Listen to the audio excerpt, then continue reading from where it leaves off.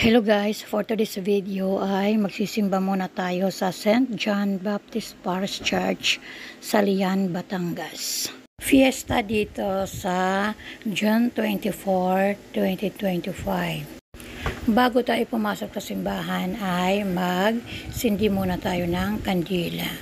So magpray muna tayo ng taimtim at banggitin ang mga kahilingan at gabay sa araw-araw nating buhay. Dito na nga kami sa loob, ina ng laging saklolo. Hanap kami ng aming mauupuan, hindi pa masyadong maraming tao, nagsisipasukan pa lang, ayan guys.